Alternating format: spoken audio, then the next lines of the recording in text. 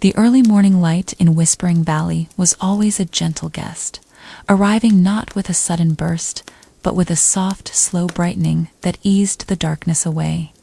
Elara knew this light well. She felt it before she saw it, a change in the air, a warmth building against the thin wooden walls of her small home.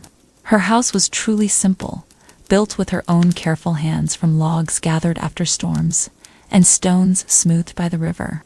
It was nestled deep within a quiet part of the valley, just where the forest began to thicken, as if the trees themselves had leaned in to give it a soft, protective hug. Inside, the single room was just enough. A bed, built low to the floor, was covered with a thick, quilted blanket made from many pieces of soft wool, each square a different muted color. It was warm and heavy, a good friend on cool nights. Nearby, a small, round table stood on sturdy legs, its surface polished smooth by years of gentle use. A single, small clay cup and a wooden bowl rested upon it, ready for the simple morning meal. A small fireplace, built from river stones, was the heart of the home. Even now, in the very early hours before dawn truly took hold, a few embers still glowed red and orange within its dark opening, sending out faint whispers of warmth into the quiet room. The air here always carried the soft, sweet scent of dried herbs that hung from the rafters, mixed with the faint, comforting smell of wood smoke and the fresh, clean aroma of the forest just outside. Elara stirred under her quilt. The silence was deep, but not empty. She stretched slowly, feeling her body wake up, limb by limb. The bed was so comfortable, the quilt so warm, but the valley was calling. It always called with a quiet voice, inviting her out to witness its daily awakening. She loved this part of the day most of all. She slid from under the quilt, her bare feet meeting the cool, smooth wooden floorboards. The air was cool, but not cold, just fresh. She moved without hurry, her movements quiet and unhurried, as if she were still part of the deep sleep of the valley. First, she added a few small pieces of dry wood to the embers in the fireplace. Tiny flames licked at the new fuel, growing bigger, chasing away the shadows in the room. The crackle and pop of the wood was a gentle sound, a friendly greeting. She heated water in a small pot over the fire, and then poured it over a handful of dried chamomile flowers in her clay cup. The steam rose, carrying a calming, sweet smell that filled the small space. The world outside was still muted, colors soft and undefined, like a painting where the details were just beginning to be added. The trees were dark shapes against the slowly lightening sky. A few stars still stubbornly twinkled, trying to hold on to the night. As she sipped her tea, feeling its warmth spread through her, the first birds began to sing. Not a loud chorus yet, just a single, tentative chirp, then another, and then a sweet, rising melody. It was the valley's own morning song, a beautiful, unhurried start to the day. She finished her tea, feeling the quiet peace settle deep within her. Her hair, long and dark, she braided quickly, a practical way to keep it out of the way during her long walks. She took a moment to stand by the open door, breathing in the cool, clean air. It smelled of damp earth, growing things, and the faint, sweet scent of distant blossoms. The sun was still hidden behind the eastern hills, but its presence was felt, promising warmth. Stepping outside, Elara felt the soft, cool earth beneath her boots. The ground was slightly damp from the night's dew, making each step feel gentle and cushioned. The path that led from her house was not a grand road, but a narrow trail, worn smooth by her own feet and the paws of the valley's quiet dwellers. It wound gently through a patch of tall, slender ferns that brushed against her legs, leaving tiny droplets of moisture on her trousers. The air here was always a little cooler, a little more shaded, even as the sun climbed higher. She walked slowly, not rushing, but letting her body settle into a gentle rhythm. Her senses were wide open, like delicate antennae reaching out to absorb every detail of the awakening forest. The trees around her were old friends. Great tall pines reached high into the sky, their needles a deep, dark green even now. Their branches were thick and gnarled, covered in soft green moss that felt like velvet to the touch. Sunlight, still weak, managed to filter through their dense tops, falling in dappled patches on the forest floor, making the tiny wildflowers that grew there glow like scattered jewels.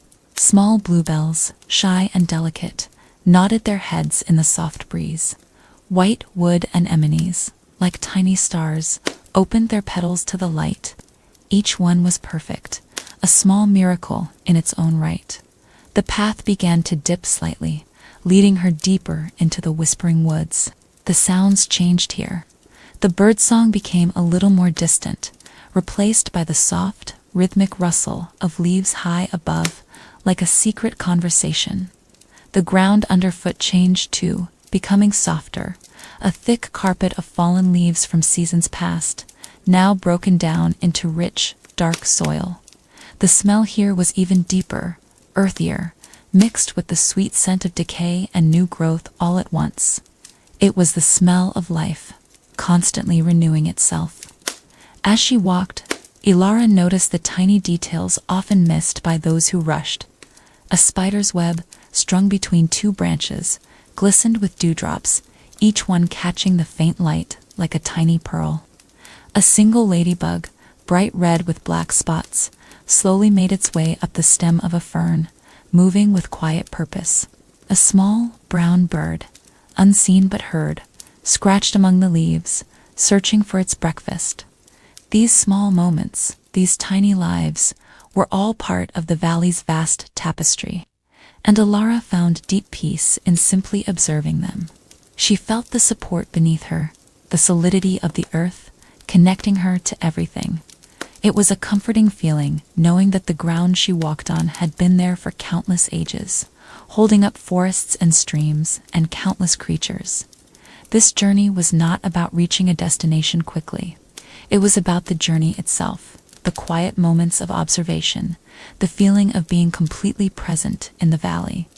The light was growing stronger now, painting the higher branches of the trees with gold. Soon, the sun would clear the eastern hills and flood the valley with its warmth. But for now, this gentle, soft-lit world was her sanctuary, a quiet place where everything felt right and good. She hummed a low, tuneless melody, a sound as soft as the breeze, as she continued on the sun-dappled path, moving deeper into the gentle heart of Whispering Valley. Each step was a quiet meditation, a peaceful connection to the ancient rhythm of the world around her. As Elara continued along the winding path, the forest around her began to open up slightly, leading towards a familiar clearing. It was a special place, where the ancient trees seemed to bow inwards, creating a natural bowl filled with a soft, gentle light. The air here was always still, yet alive, carrying the scent of rich earth and the faint, sweet perfume of wild mint growing along the edges. As she stepped into the clearing, a sense of deep calm settled over her, a feeling she knew well. This place held a quiet presence, a gentle power that seemed to hum in the very air. And then she saw him, Faelan, the ancient stag. He stood with a stillness that seemed to draw the very light towards him. His coat was a deep, earthy brown, dappled with sunlight filtering through the leaves above, making him seem to glow. His antlers, wide and strong, branched out like old gnarled tree limbs, carrying the wisdom of countless seasons. They were not polished and sharp like those of younger stags, but softened by time, almost velvety in places. Faelan stood absolutely motionless, his head held high, his dark eyes like pools of deep, quiet understanding. They seemed to see everything, and yet ask for nothing. He was not looking directly at Elara, but rather gazing out into the distance, perhaps at the shifting patterns of light on a tree trunk, or the slow movement of a cloud far above. His presence filled the clearing with a profound calm, a sense of ancient peace that settled around her like a warm blanket. Elara did not speak. There was no need for words with Faelan. Their connection was deeper than sounds, built on years of shared quiet moments, unspoken understanding, and mutual respect. She simply moved a few steps closer, settling herself on a moss-covered stone at the edge of the clearing. She watched him, breathing in the quiet energy he emanated. His body was powerful, yet he held himself with such gentleness, such dignity. Every line of his form, every strand of his fur, seemed to speak of a deep connection to the earth, to the valley itself. She watched as a single butterfly, its wings a delicate mosaic of orange and black, fluttered slowly past Faelan's nose. He did not flinch, did not even twitch an ear. He simply allowed it to pass, a silent acknowledgement of its tiny, fragile life. This was Faelan's way to exist in complete harmony with everything around him, to disturb nothing, to simply be. The sun was higher now, its rays reaching deeper into the clearing. Warming Elara's face, she closed her eyes for a moment, feeling the warmth, feeling the quiet pulse of the valley, and the steady, calming presence of Faelan. She could almost feel the slow, steady beat of his heart, a rhythm that seemed to echo the very heartbeat of the forest. He represented everything that was stable and enduring in Whispering Valley, the ancient knowledge held within its very soil and stones. He was a guardian, not through force or power, but through his very being, through his unwavering connection to the valley's timeless rhythms. After a long time, Faelan very slowly, very gently, lowered his head to browse on a few tender green leaves growing near his feet. His movements were fluid and unhurried, each one deliberate. Even this simple act was performed with grace. Elara smiled softly.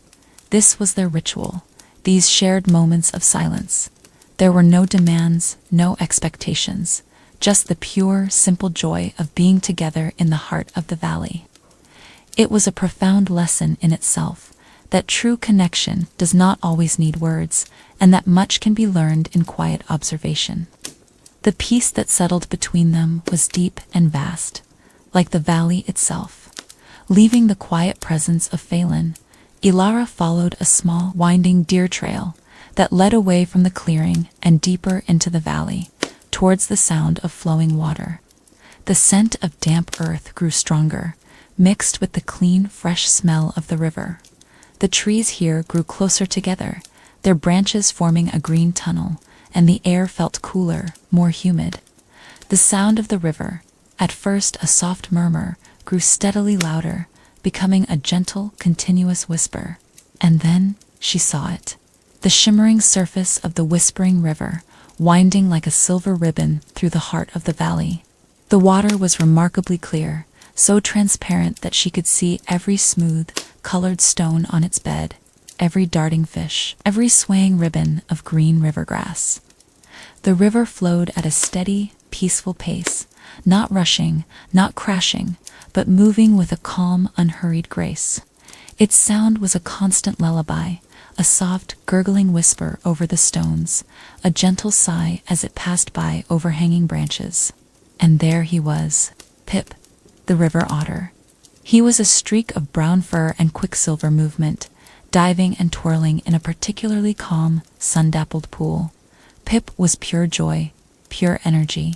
He was everything playful and spontaneous in the valley.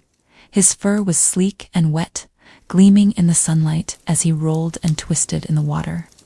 Chasing an imaginary fish or perhaps just playing with the bubbles his own movements created. Pip was a small creature, but he filled the space around him with boundless energy and a bubbling sense of fun. He would often hold a smooth, round stone in his paws, rolling it over his belly as he floated on his back, his eyes bright and curious.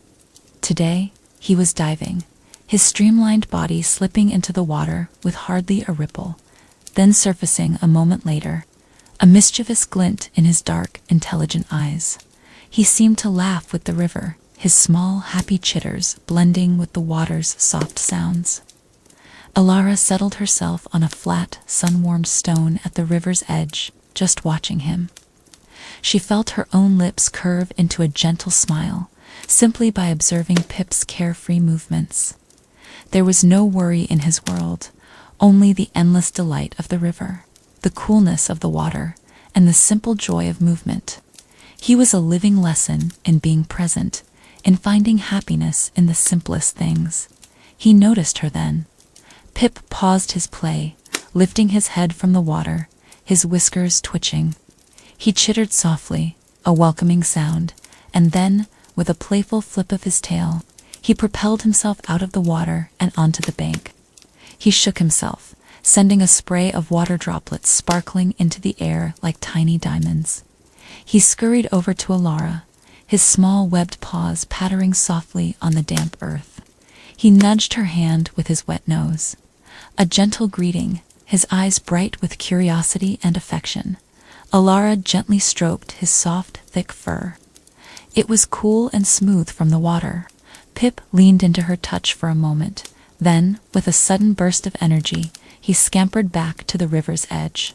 He dipped his head into the water, then pulled it out, dropping a smooth, perfectly round river stone at her feet. It was his gift, a token of shared play. Elara picked it up. It was cool and heavy in her palm, smooth from the river's constant embrace. She smiled at Pip, who was already back in the water, chasing a leaf that floated by. The soothing sounds of the flowing water, combined with Pip's joyful splashes and soft chitters, filled the air. It was a melody of pure contentment. The sunlight sparkled on the water's surface, creating dancing patterns of light on the overhanging leaves. Dragonflies, with their shimmering, delicate wings, hovered above the water, darting and weaving in intricate dances. Small fish, their scales gleaming, darted in and out of the shadows beneath the riverbank. Everything here was alive with a gentle, flowing energy. Elara sat for a long time, simply observing. She watched the water flow, ceaselessly moving, always changing, yet always the same river. She watched Pip, a creature of pure instinct and joy, living fully in the moment. She felt the cool air rising from the water, the gentle warmth of the sun on her skin, and the solid comfort of the stone beneath her. It was a profound feeling of being deeply connected to the ebb and flow of life, a feeling that only grew stronger in Pip's playful, unburdened presence. The river, with its endless, quiet murmur, was a source of deep peace, and Pip, its joyful inhabitant, was its living, breathing song. Leaving the river's gentle murmur behind, Elara followed a less defined path, one that barely left a trace on the soft earth. This trail led upward, gradually climbing a small, rounded hill covered in a thick carpet of green. The trees thinned here, giving way to an open, sun-drenched space, the meadow of whispering blooms. It was not a grand meadow, but a humble one, tucked away like a secret, bursting with the vibrant colors of wildflowers. As she stepped into this space, a wave of warmth washed over her. The sun, now high in the sky, poured its golden light onto the meadow, making every petal, every blade of grass, shimmer and glow. The air here was different too. Lighter, clearer, filled with the sweet, intoxicating scent of countless blossoms. It was a perfume of honey and sunshine, a truly comforting smell that made her breathe deeply. The meadow was a tapestry of color. Small, bright blue forget-me-nots grew in clumps, like tiny pieces of sky dropped onto the earth. Their humble size belied their strength. They pushed through the grass, always reaching for the light. Alongside them, cheerful yellow buttercups spread their sunny faces wide, reflecting the light as if holding tiny mirrors.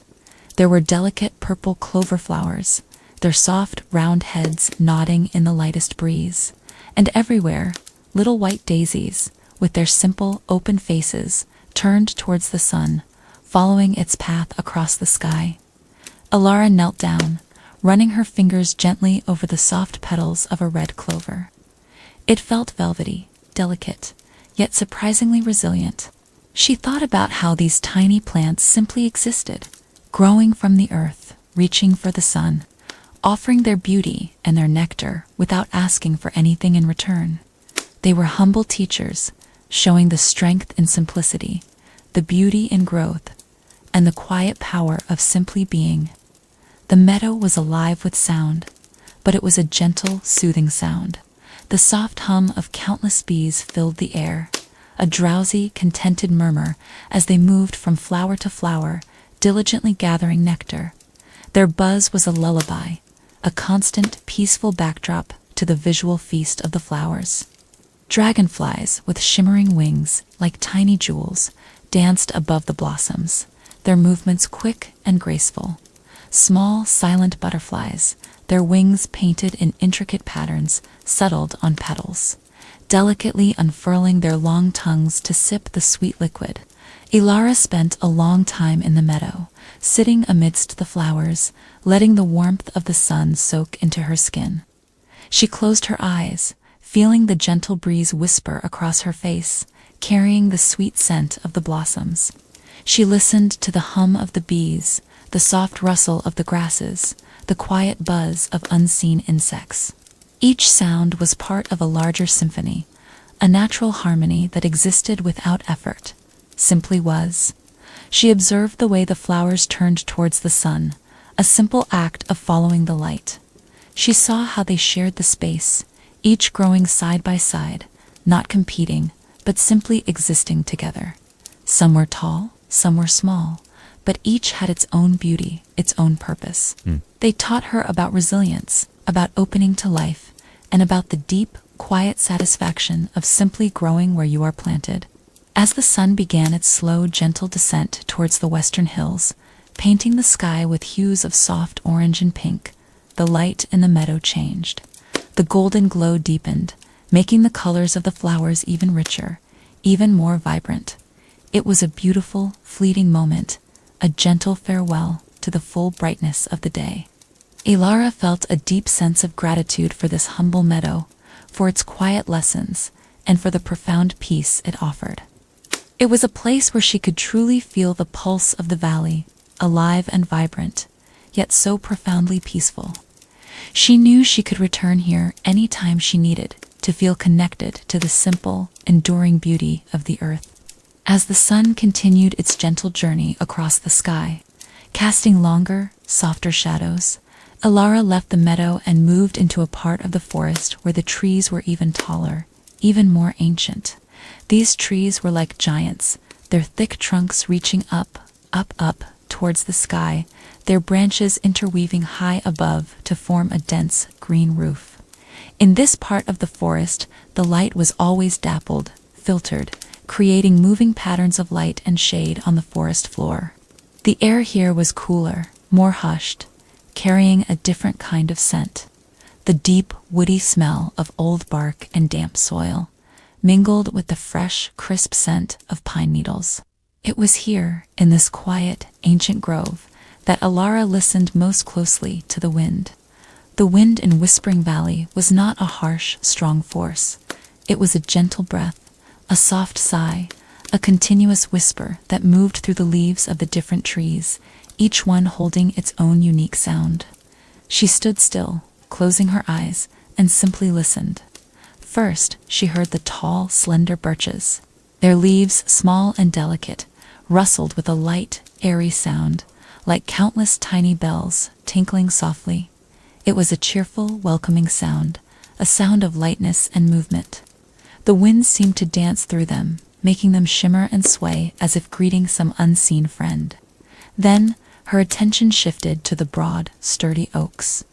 Their leaves were larger, tougher, and when the wind moved through them, it created a deeper, more resonant sound. It was a soft, continuous sigh, like a great, gentle breath being taken and released. It sounded wise and ancient, carrying stories of long ago, of seasons coming and going.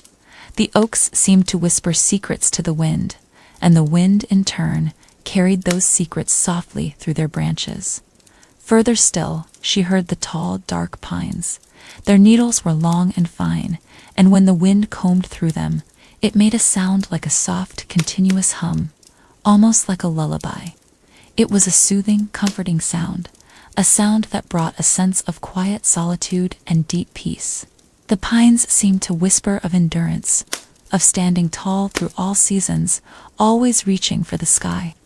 Each tree, each group of leaves, spoke its own language in the wind, and the wind itself, unseen but ever present, was the messenger, carrying these different voices through the valley.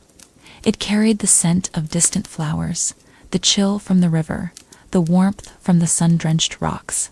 Elara felt it gently on her skin, a soft, caressing touch that made her feel even more connected to the vast, living world around her. She noticed how the wind shaped the very branches of the trees, subtly bending them, guiding their growth. It was a gentle sculptor, always at work, always shaping the landscape in its soft, unhurried way. The wind was a reminder of constant change, but a gentle change, one that brought renewal and movement to the valley without disturbing its profound peace. Elara opened her eyes and looked up, far up into the canopy. She saw the leaves swaying, dancing in unison with the unseen currents of air. It was a silent ballet, a beautiful, endless performance. She felt a deep sense of gratitude for this unseen force, for the way it breathed life into the valley, for the way it carried the very essence of the forest from one place to another. The language of the whispering winds was a lesson in itself, that even the unseen forces hold profound power, that listening closely reveals different voices in harmony, and that much can be communicated without a single spoken word. As she walked deeper into the ancient grove, surrounded by the myriad whispers of the trees, Elara felt herself become part of the gentle, breathing rhythm of the forest, carried along by the soft, knowing embrace of the wind. The subtle coolness on her skin, the constant shifting sounds, all contributed to a deep feeling of belonging, a quiet immersion in the valley's profound serenity. After wandering through the various parts of the forest and the meadow, feeling the gentle embrace of the wind and the warmth of the sun, Elara felt a quiet pull drawing her towards the heart of the valley. She followed a very small, almost invisible path that wound through a dense patch of ferns and moss-covered stones. The air here became even cooler, incredibly fresh, carrying a distinct scent of wet stone and pure untouched water. And then she saw it, the crystal spring. It wasn't a gushing fountain or a roaring waterfall. It was a small, perfectly still pool nestled into a natural hollow formed by ancient, smooth gray rocks. The water itself was impossibly clear, so clear that it seemed almost invisible. She could see every single grain of sand at the bottom, every small smooth pebble, every tiny air bubble rising slowly, silently to the surface. It was like looking into a window of pure light. The water of the crystal spring wasn't just clear, it glowed with a faint inner light, as if sunshine had been captured deep within its depths. Small, delicate mosses with tiny, star-like flowers grew around its edges, vibrant green against the gray stone. A few slender ferns dipped their fronds into the water, their tips constantly refreshed by its purity. Elara knelt beside the spring, bringing her hands together to scoop a small amount of water. It was cool and soft against her skin, tasting utterly clean and pure, like melted sunlight. This spring was the valley's true heart, its purest source of life, feeding the whispering river and sustaining all the plants and creatures within its gentle embrace. She sat quietly by the spring, simply observing its calm surface. A tiny beetle, its back shimmering green, slowly made its way across a lily pad floating on the edge. A small, transparent water skeeter danced lightly on the surface, casting delicate, dancing shadows on the stones below. The only sound was the softest, most gentle plink-plink of tiny water droplets falling from a small overhang of rock, barely audible, like whispered secrets. As Elara sat there, feeling the profound peace that always settled over this sacred spot, she noticed something. It was not a loud sound, not a visible disturbance. It was more a feeling, a very subtle whisper of something that was not quite perfectly in tune, like a single, very soft note in a beautiful, long melody that was just a tiny, tiny bit off-key. It was so faint, so delicate, that most people would never notice it. But Elara, with her deep connection to the valley, with her patient listening and quiet observation, felt it. It was in the very subtle ripple that sometimes appeared on the perfectly still surface, a ripple that wasn't caused by a breeze or an insect. It was in the faint, almost imperceptible shift in the way the sunlight caught the water, a tiny flicker that suggested a slight unevenness. It wasn't a problem, not yet. It was just a hint, a very gentle whisper of a disharmony, a quiet suggestion that something, somewhere, was not entirely aligned with the perfect flow of the valley's harmony. Elara didn't feel worried. There was no sense of urgency. The valley was still deeply peaceful, still profoundly calm. But she felt a quiet curiosity, a gentle pull to understand this subtle whisper. It was like a very soft puzzle given to her by the valley itself. She knew that the answer wouldn't come from forcing anything or from rushing. It would come from continued observation, from deeper listening, from patiently allowing the valley to reveal its secrets in its own unhurried time. For now, she simply let the feeling settle over her, accepting it as part of the spring's complex beauty. The spring was still a source of immense peace, a place of profound purity. But now it also held a gentle mystery, a quiet invitation to deepen her understanding of the valley's ancient rhythms and the subtle, interconnected threads that wove its harmony together. The soft, quiet murmur of the spring, with its almost imperceptible off-note, became a part of the valley's ongoing story, a story that Elara was now part of. She stayed there until the very last light of day began to fade, feeling the gentle pulse of the valley's heart. As the days stretched into the warmth of midsummer, a deeper sense of stillness settled over Whispering Valley. The vibrant greens of spring matured into richer, darker hues. The sun climbed higher in the sky, its warmth more generous and pervasive, yet never harsh. It filtered through the leaves of the ancient trees, creating a constant dance of light and shadow on the forest floor. A soft, shifting mosaic that invited quiet contemplation. Elara found herself drawn more and more to a particular clearing, one that she hadn't often visited in the lighter days of spring. It was a place known as the sun-drenched canopy. Here, the trees were truly enormous, their trunks thick and ancient, their branches spreading wide like welcoming arms. The canopy they formed was so dense that only gentle shafts of sunlight pierced through, illuminating the dust motes dancing in the air like tiny golden specks. The air beneath this canopy was always still and warm, filled with the scent of old wood and the subtle, earthy perfume of rich soil. It was in this clearing that Elara, Faelan, and Pip would often find themselves together. They didn't plan these meetings with words or signals. It was as if the quiet heart of the valley itself drew them together, each following their own inner compass to this shared place of deep peace. On one particularly warm afternoon, Elara sat with her back against the smooth, cool bark of an enormous oak tree, its roots spreading out around her like giant, gnarled fingers.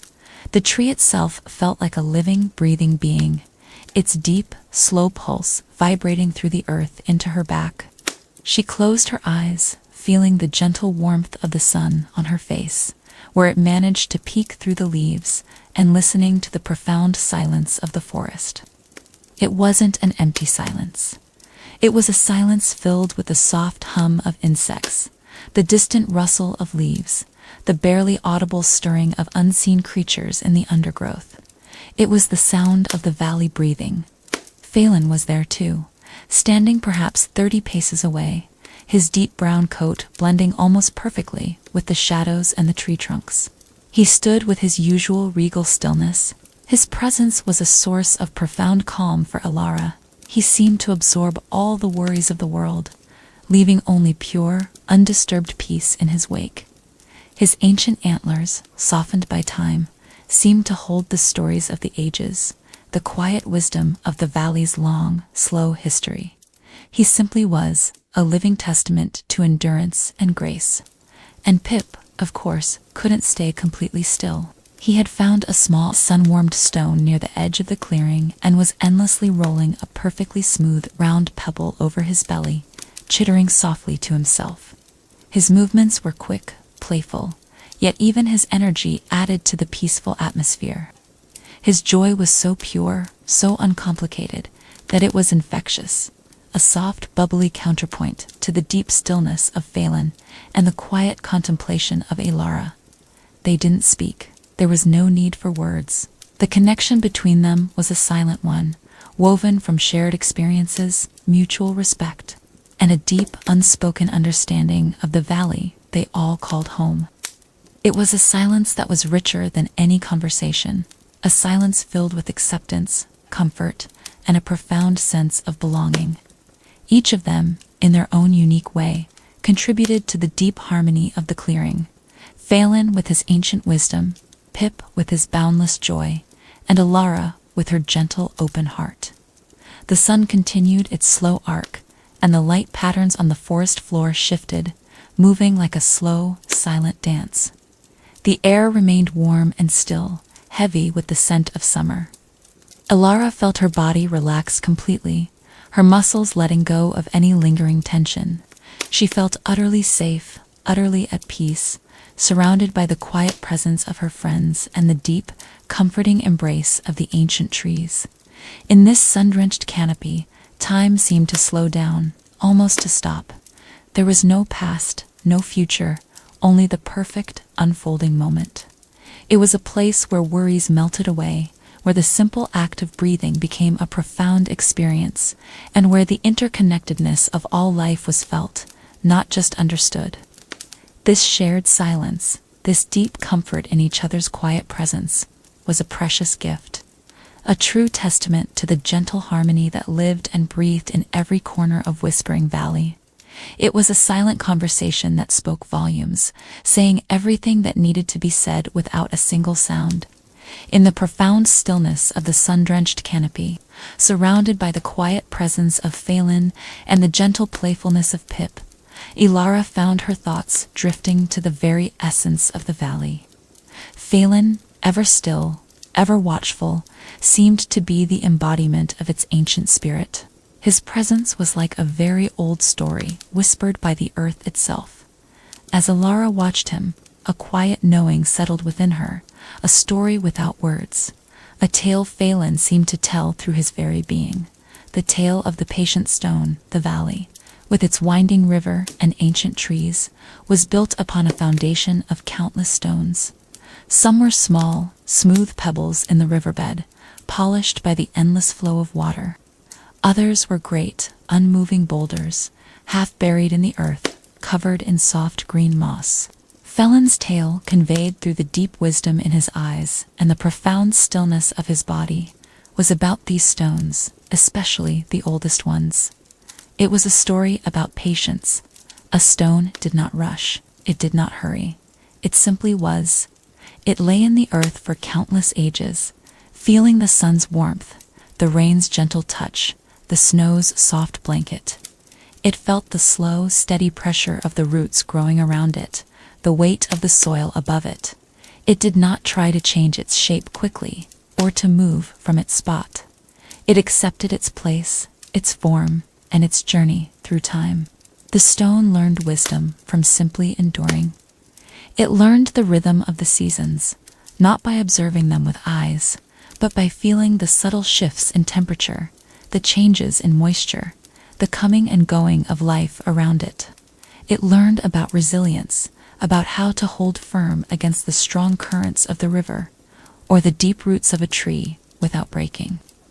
It learned about stillness, about how true strength could be found in being utterly unmoving, utterly grounded. Faelan's story spoke of the deep connection between the stones and the earth. They were not separate. They were part of the very fabric of the valley, holding it together, giving it shape and form. They were the anchors, the quiet, strong heartbeats that kept everything else in place. When a tree grew tall, its roots reached deep, intertwining with the stones, creating an unbreakable bond. When a stream flowed, it carved its path around them, shaping the landscape in a dance of gentle power. This patience, this deep grounding, was what allowed the valley to flourish, season after season, year after year. The stones did not seek attention. They did not boast of their age or their strength. They simply existed, playing their quiet, vital role in the grand design. Their wisdom was in their quiet presence, their enduring silence. Elara felt the story deep within her, a profound understanding that resonated with her own quiet nature. She thought of the subtle dissonance she had felt at the crystal spring, that tiny, almost imperceptible off-note. Faelan's silent tale of the patient stone was a gentle whisper, a subtle hint. Perhaps the spring's quiet puzzle was also about grounding, about patience, about a subtle shift in something ancient and foundational. Perhaps the small disruption was not a break, but a tiny nudge, a gentle reminder from the valley itself to notice the quiet strength of what lies beneath. The afternoon sun continued to pour its filtered light through the leaves, creating warm pools on the forest floor. The air was still and peaceful, a perfect canvas for Faelan's unspoken wisdom. Elara felt a renewed sense of purpose, not a hurried one, but a slow, quiet resolve to listen even more deeply to the valley's ancient whispers, to observe with even more patience, just like the steadfast stones themselves. The story of the patient stone was a profound lesson in itself, a quiet reminder that true strength and timeless wisdom often lie in the most humble, unmoving things, in the very heart of the earth. It was a lesson in slowing down, in trusting the slow unfolding of time, and in finding peace in profound, quiet stability. The afternoon light began to soften, taking on a warmer, golden hue as the sun moved further across the sky. After the deep stillness of the sun-drenched canopy and the quiet wisdom of Faelan, Elara felt a gentle pull towards the river again, drawn by the lively energy of Pip. She followed a narrow, winding path that led downwards, through a thicket of willows whose long, slender branches swayed gently in the soft breeze. The air grew cooler here, filled with the fresh, clean scent of moving water. She found Pip in one of the river's deeper, clearer pools, where the sunlight penetrated all the way to the bottom, illuminating the pebbles and sand like a treasure chest. Pip was not just playing today. He was exploring, his small, nimble body a marvel of grace and speed as he dived and surfaced. Elara settled herself on a mossy bank near a cluster of smooth gray river stones that were cool to the touch. She watched Pip, fascinated by his movements. He would dive deep, his streamlined body disappearing into the shimmering water, his tail flipping up as he went. She could follow his progress from above, a dark shape moving silently across the riverbed. He would stay down for a surprisingly long time, exploring every crevice, every hollow beneath the smooth rocks. When he surfaced, he would often have something in his paws, a particularly smooth, flat stone, or a strangely shaped piece of driftwood, or even a shiny, perfect snail shell. He would bring his discoveries to the surface, chittering softly as if telling her about them, then drop them back into the water with a playful splash, only to dive again in search of new wonders. Pip's movements were lessons in themselves. He taught her about the joy of discovery, about finding beauty in the smallest, most unassuming things hidden beneath the water's surface. He showed her the clear beauty of the river itself, not just as a path for water, but as a vibrant, living world full of secrets and surprises. As he dived, Elara focused her gaze on the riverbed. The water was so clear, it was like looking through a pane of glass. She saw the patterns of pebbles, a mosaic of muted colors, browns, grays, soft reds, and deep blues. Each stone was perfectly smooth, polished by the endless flow of the water, a testament to the river's gentle, persistent work. She saw tiny, delicate river plants swaying gently, their green strands dancing with the current. Small fish, their scales glimmering, darted quickly through the water, their movements swift and silent. Pip's keen eyes and boundless curiosity revealed the hidden life of the river to her. He would push aside a small cluster of pebbles, revealing a tiny, intricately patterned shell, or he would nudge a piece of driftwood, showing her the small, silvery fish that had been hiding beneath it. His joy in these discoveries was pure and unburdened, a constant reminder to approach the world with an open heart and a curious spirit.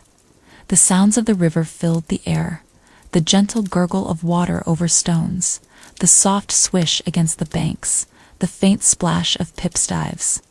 It was a symphony of calm, a lullaby of liquid movement. The coolness of the water rose into the air, making the surrounding woods feel fresh and clean. The sunlight, now lower in the sky, glittered on the water's surface like a million tiny scattered jewels, creating a dazzling display. Elara reached out and dipped her hand into the water. It was cool and refreshing, running smoothly between her fingers. She picked up a smooth, flat stone from the bank, tracing its perfect curve with her thumb. It was so simple, yet so beautiful, a testament to the river's patient work. Pip surfaced again, shaking his head, a drop of water clinging to his whiskers like a tiny diamond. He chittered happily, then darted away, chasing a leaf downstream. His boundless energy and endless discoveries were a gentle reminder that life was full of hidden wonders, waiting to be found by those who were willing to look closely, to dive deep, and to approach the world with a playful, open heart. The river, through Pip's joyful eyes, revealed its profound clarity and the countless treasures it held within its quiet depths. It was a world of endless movement and gentle flow, a perfect reflection of the valley's living, breathing energy. As the sun began its final, slow descent, painting the western sky with long, soft streaks of orange and lavender, Elara made her way to a small, hidden clearing within the deeper woods. This place was different from the sun-drenched meadow or the cool riverbanks. It was quieter still, tucked away from the main currents of the valley's daytime activity. The trees here grew tall and close, their branches forming a high, intricate roof, so that even in the twilight, a soft, hushed light lingered. This was the Grove of Whispering Dreams, a place Elara often sought as days softened into night. Here she felt the valley's collective breaths settle, its active energy beginning to calm and turn inward, preparing for the deep quiet of sleep. As the last golden light faded from the sky, a new kind of light began to emerge within the grove. The luminous dance of the fireflies. At first it was just one, a tiny, hesitant flicker of soft golden-green light, barely noticeable in the deepening gloom.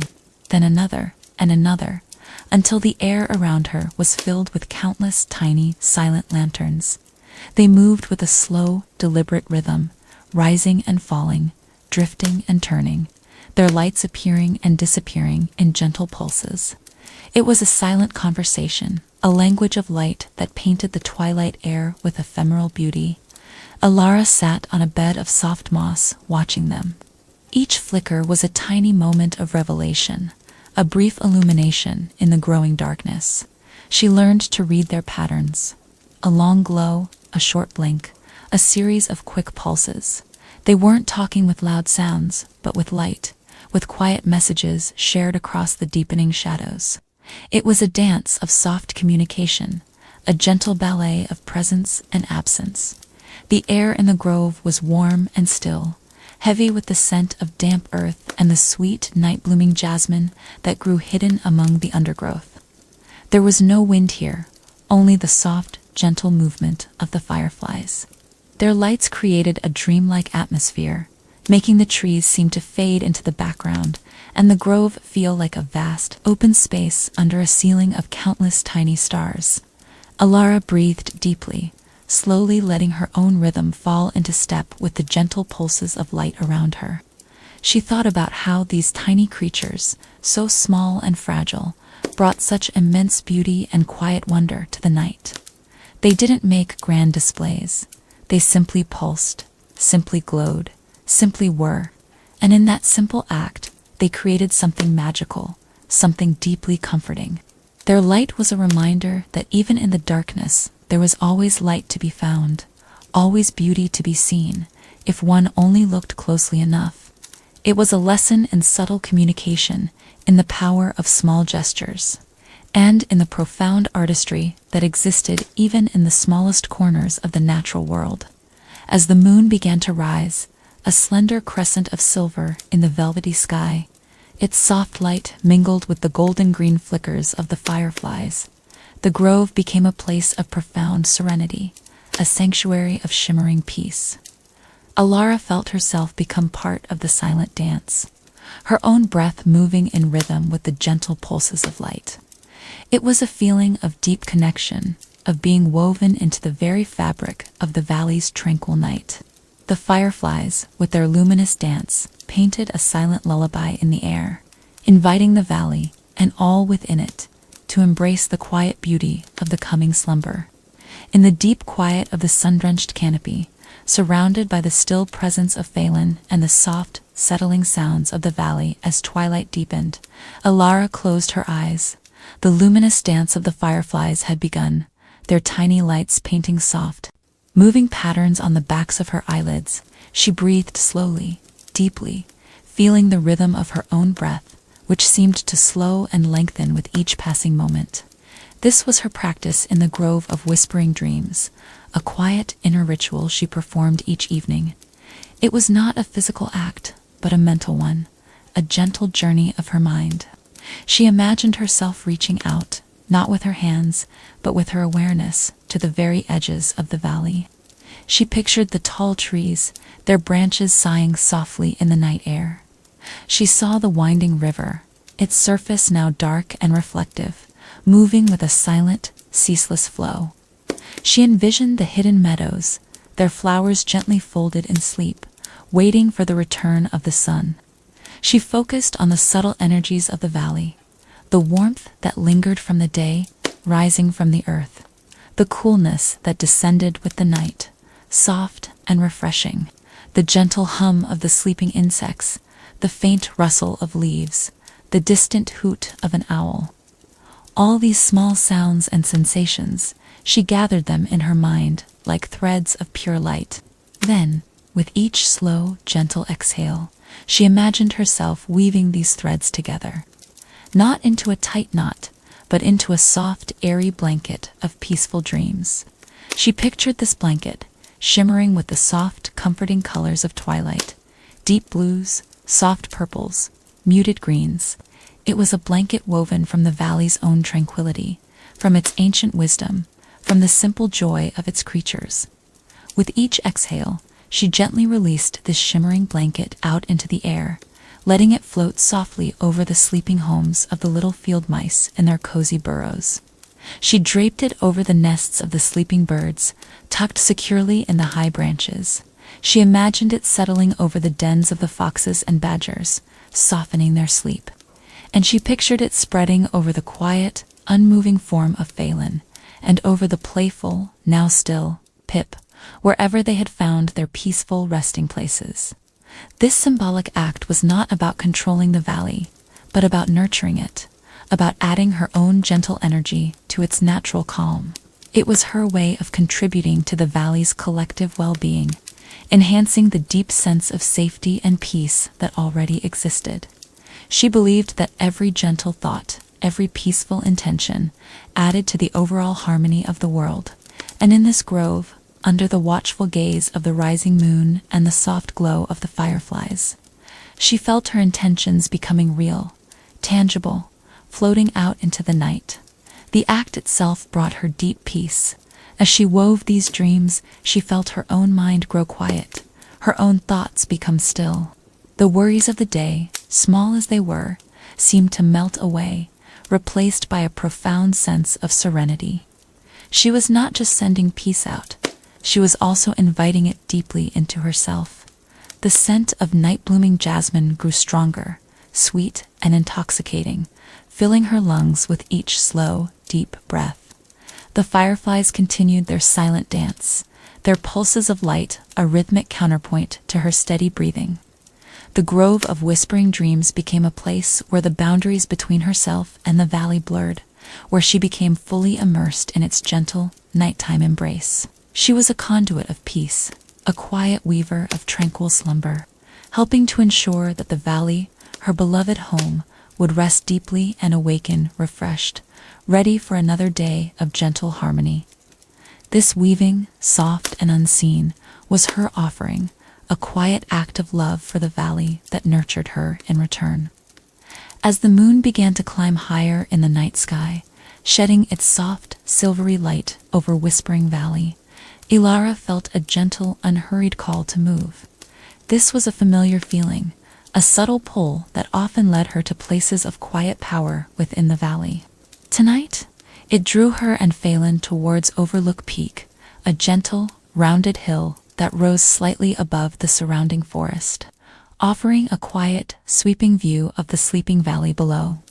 Faelan moved with his usual dignified grace, his hooves making almost no sound on the soft earth of the ascending path. Elara walked beside him, her steps light and unhurried, her senses attuned to the subtle shifts in the night air. The path to Overlook Peak was not steep or challenging. It was a gradual, winding ascent, allowing for quiet contemplation with every step. The trees thinned as they climbed, their dark silhouettes becoming more distinct against the brightening moonlit sky. The air grew cooler as they gained height, and the scent of the forest changed, becoming crisper, cleaner, mingled with the faint, sweet perfume of night-blooming flowers carried on the higher breezes.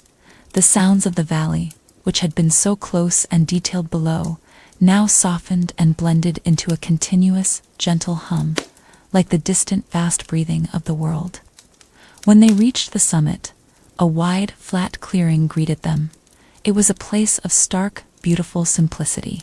A few ancient, gnarled trees stood at its edges, their branches reaching up like silent sentinels. The ground was covered in short, soft grasses that shimmered with dew in the moonlight. Elara settled herself on a smooth, moon-warmed stone, and Faelan stood nearby, his majestic form bathed in the silver light.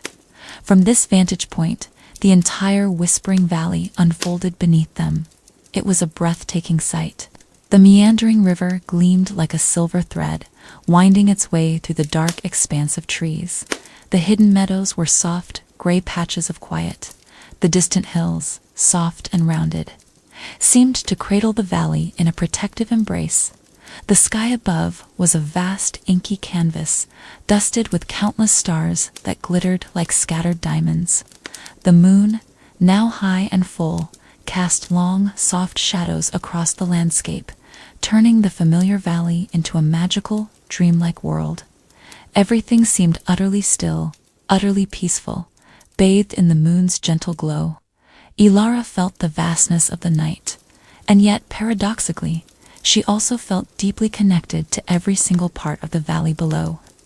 She felt the quiet life of the sleeping creatures, the slow growth of the trees, the ceaseless flow of the river.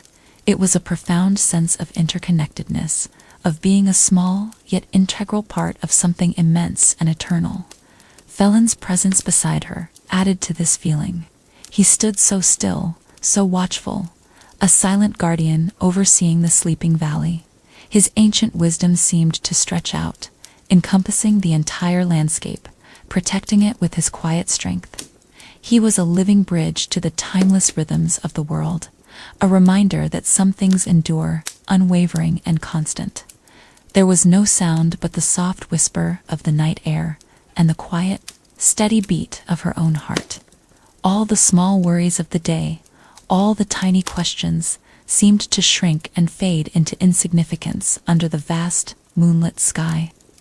Here, on Overlook Peak, all that mattered was the profound peace of the moment, the quiet beauty of the sleeping world, and the deep, comforting sense of belonging. Elara closed her eyes for a moment, letting the coolness of the night air brush against her face, feeling the immensity of the silence. When she opened them again, the valley below seemed to shimmer with a deeper, more profound tranquility. The moon was a gentle guardian, watching over the sleeping world, just as Faelan watched over her. It was a perfect moment of quiet awe, a deep breath of universal peace, absorbed into the very core of her being. The journey to Overlook Peak under the full moon was not just a physical climb. It was a climb into deeper understanding, into the vast, calming heart of the valley. As the moon began its slow descent towards the western horizon, casting longer, softer shadows across the valley, Elara felt a gentle pull, a quiet urge to return to the crystal spring. The subtle dissonance she had sensed there weeks ago, That faint, almost imperceptible off-note in its pure song had lingered in her mind like a gentle puzzle. Faelan's unspoken tale of the patient stone had offered a quiet direction, a hint that the spring's harmony might be tied to something ancient and foundational, something unmoving. She moved through the forest with her usual quiet grace, her bare feet making almost no sound on the mossy ground. The night air was cool and still, filled with the deep, earthy scent of ancient trees and damp soil. The only sounds were the soft rustle of leaves high above and the gentle, distant murmur of the whispering river. When she reached the crystal spring, the moon's light, though softer now, still illuminated its surface with a silvery glow. The water was as clear as ever, revealing every pebble on its bed, every tiny air bubble rising. The mosses around its edges were vibrant green, and the delicate ferns still dipped their fronds into its purity. Elara sat by the spring, not directly in front of it, but slightly to the side, where she could observe it from a different angle. She closed her eyes, breathing slowly and deeply, letting her senses open fully to the subtle energies of the place. She felt the coolness radiating from the water, the solidity of the ancient rocks beneath her, the quiet pulse of the earth. She listened, not just with her ears, but with her entire being. She listened for that faint, out-of-tune note, and now, in the deep quiet of the late night, it was clearer, not loud, but present. It was like a very soft vibration, a tiny, uneven tremor in the perfect stillness of the water.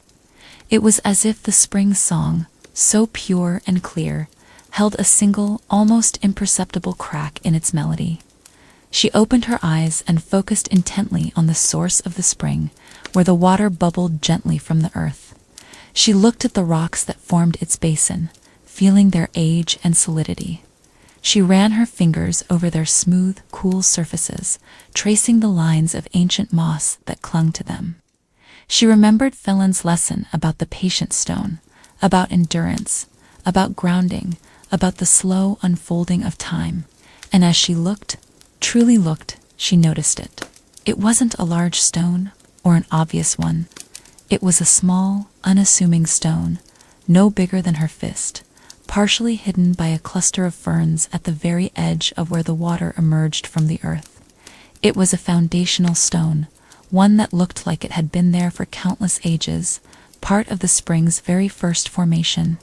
But it had shifted, only a tiny bit. Over long, long years, perhaps from the imperceptible movements of the earth, or the slow growth of a root, this small stone had moved ever so slightly out of its perfect alignment. It was so minute, so subtle, that it was nearly impossible to see with a hurried glance, but for Elara, attuned to the valley's delicate balance, it was enough to cause that faint, quiet dissonance in the spring's pure song. It wasn't a problem to be fixed with force, but a gentle puzzle to be understood with patience. The valley wasn't broken. It was simply asking for a loving hand, a quiet realignment. Elara felt a deep sense of understanding settle within her. The spring wasn't failing. It was simply expressing a very, very old memory, a slight tremor in its ancient heart. She continued to sit there for a long time, simply observing the small, shifted stone, letting its presence and its meaning sink deeply into her. The moonlight continued to fall softly on the water, and the night remained profoundly still. The realization filled her not with concern, but with a quiet sense of purpose, a gentle knowing that she was meant to attend to this small, ancient whisper. The spring, in its quiet murmur, had truly spoken, revealing its subtle secret only to a heart willing to listen with patience and profound peace. The days of summer continued their gentle, unhurried march, growing steadily warmer, the sun higher and brighter in the sky. Elara found herself spending more and more time by the crystal spring, not doing anything, not trying to fix anything quickly, but simply observing. She watched the way the sunlight fell on its clear surface at different times of day. She listened to the tiny sounds of the water, the barely audible plink-plink of droplets, the soft murmur of its flow. She observed the tiny, almost invisible stone that had shifted, feeling its quiet history, its long, patient journey through time. Her companions often joined her. Faelan, the ancient stag, would sometimes come to drink from the spring, his presence bringing a deep, reassuring calm. He would stand for a long time, his wise eyes gazing into the clear water, as if he too understood the spring's gentle secret. His silent presence was a reminder of patience, of the slow unfolding of nature's ways. Pip, the playful river otter, would also visit. He was drawn to the purity of the spring, sometimes diving into its cool, clear depths, then surfacing with a happy chitter, holding a particularly smooth, rounded pebble in his paws. His bright, curious eyes would dart from Elara to the spring, as if he sensed her quiet attention to it. Pip, with his keen eyes for small details and his boundless joy, often noticed things others missed. One afternoon, he nudged a cluster of small, smooth pebbles near the shifted stone, and then looked at Elara as if drawing her attention to the very spot. It was a simple gesture, yet it affirmed her quiet observation. Elara continued to feel that subtle dissonance from the spring, that slight off-note in its perfect song. It was never harsh, never loud, just a quiet tremor, like a single, perfectly tuned string on a harp that had been nudged ever so slightly out of place. It was a feeling, more than a sound, a subtle unbalancing that only her deeply attuned senses could detect. One day, as the sun began its gentle descent, painting the sky with soft, warm hues, Elara felt a strong, clear knowing settle within her. It was time. Not a time for force, not a time for grand actions, but a time for a simple act of love, a quiet alignment. She knelt by the spring, her hands resting gently on the cool, damp earth beside it. She took a slow, deep breath, feeling her connection to the earth, to the water, to the ancient energy of the valley. She looked at the tiny, ancient stone that had shifted. It was small, inconspicuous, yet so vital to the spring's perfect flow. She remembered Faelan's wisdom about the patience of stones and Pip's ability to find hidden details. She thought of the gentle way the wind moved through the trees, always in harmony, never rushing. With utmost gentleness, with a slowness that felt like a meditation, Elara placed the tips of her fingers on the edge of the small, shifted stone. She did not push with force. She simply applied a gentle, steady pressure, a quiet nudge. She felt the cool, smooth surface of the stone, its immense age radiating into her fingertips. She breathed out slowly, releasing any tension from her body, allowing her intention to be pure, to help this ancient part of the valley find its perfect balance once more. Slowly, almost imperceptibly, the stone moved. It was a tiny shift, a gentle click as it settled back into its original, perfect place. It was not a dramatic event, but a subtle, quiet realignment, a silent sigh of content. And as the stone settled, Elara felt it immediately. The subtle dissonance in the spring vanished.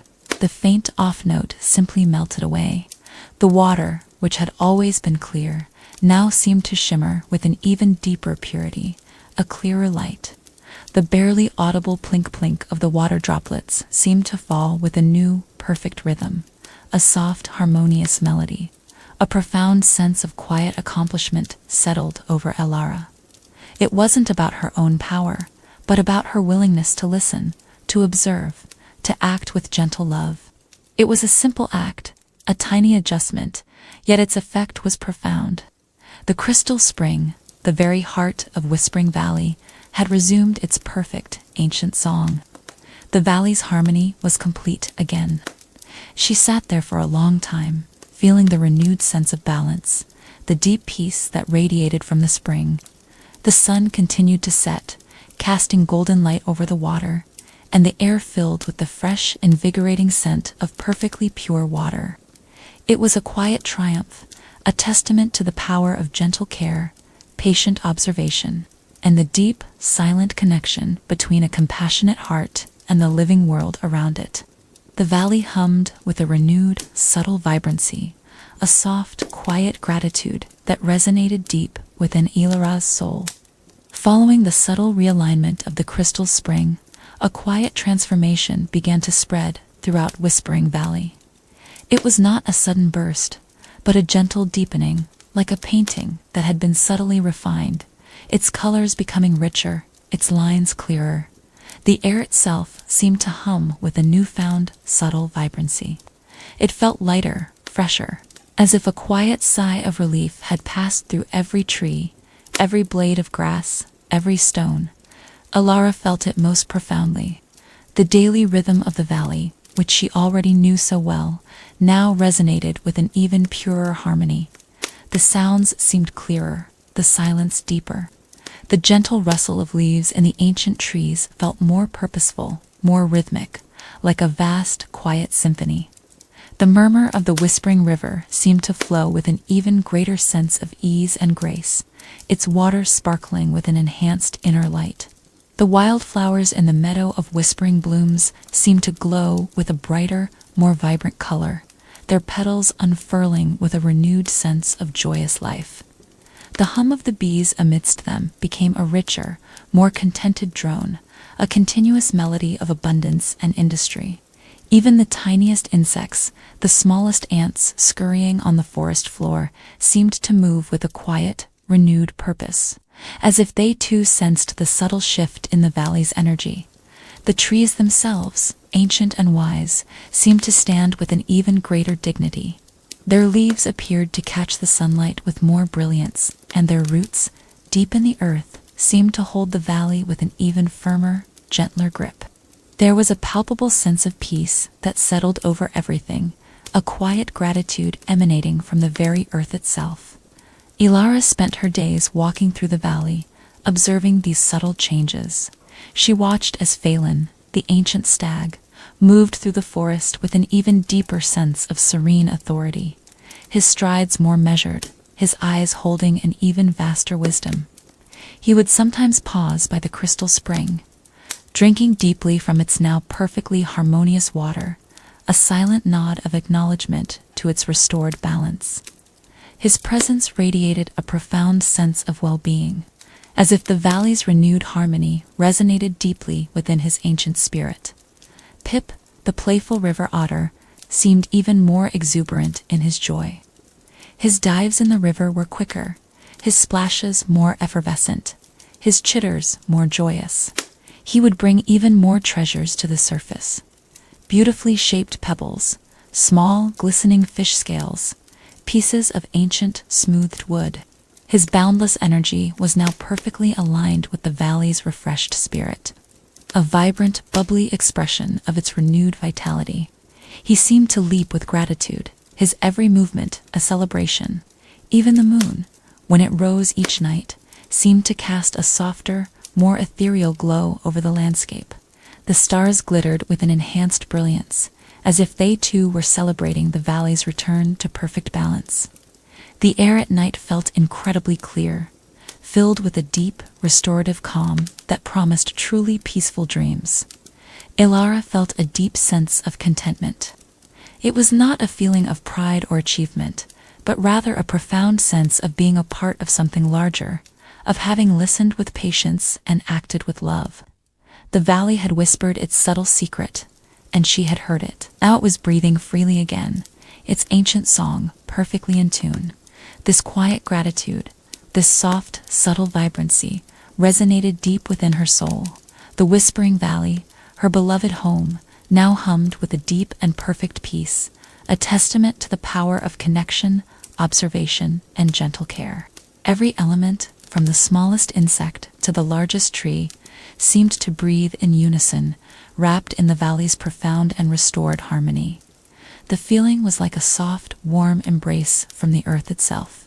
As the long, warm days of summer began their slow, graceful retreat, a new palette of colors began to gently paint Whispering Valley. It was not a sudden splash, but a gradual softening, a gentle deepening of hues. The vibrant greens that had dominated the landscape slowly, almost imperceptibly, began to mellow. Hints of gold appeared in the leaves of the birches, like scattered coins. The maples began to blush with soft oranges and gentle reds, as if warmed by an inner fire. The oaks held on to their deep greens longer, but even their sturdy leaves began to show subtle hints of russet and bronze around the edges. This was the quiet arrival of autumn, a season of gentle release and profound beauty. The light changed to the fierce, bright intensity of the summer sun softened, becoming a richer, warmer gold. It cast long, languid shadows across the forest floor, making the dappled light even more magical. The air, which had been warm and still, now carried a distinct crispness, a refreshing coolness that invigorated the senses. It smelled of damp earth, fallen leaves, and the subtle, sweet scent of ripe berries. Elara loved this season. It was a time of abundance, a time when the valley generously offered its gifts before settling into its long slumber. She walked through the forest, feeling the dry, rustling leaves under her boots, a satisfying crunch with every step. The trees, adorned in their new colors, seemed to glow with an inner radiance. They stood with a different kind of beauty now, a beauty of letting go, of gracefully releasing what had served its purpose throughout the warmer months. She spent her mornings observing the quiet shifts. The birds were more active, gathering berries from the bushes, their songs a little different now, a little more urgent as they prepared for their long journeys or for the cooler days ahead. The river, still flowing clear and serene, seemed to move with a slightly slower pace, its murmur a deeper, more reflective sound. The meadows, though still vibrant, held a different kind of beauty, a beauty of gentle maturity, their wildflowers preparing to scatter their seeds for the next cycle. There was a sense of deep gratitude that permeated the valley, and Elara felt it deeply within herself. Gratitude for the long, warm days of summer, for the vibrant life it had nurtured, for the pure water of the crystal spring now perfectly in tune, and gratitude for the abundance that autumn now brought. The plump, juicy berries hanging heavy on the bushes, the rich, earthy smell of mushrooms emerging from the forest floor, the ripeness of the wild apples growing on the edges of the clearings. The valley was preparing for its rest, but it did so with a magnificent display of color and a generous offering of its bounty. It was a lesson in the natural cycle of life, of growth, of flourishing, of release, and of rest. Each stage had its own profound beauty, its own essential purpose. The autumn colors were not a sign of ending, but a celebration of completion, a beautiful farewell to one cycle and a quiet preparation for the next. Elara breathed in the crisp, cool air, feeling it invigorate her.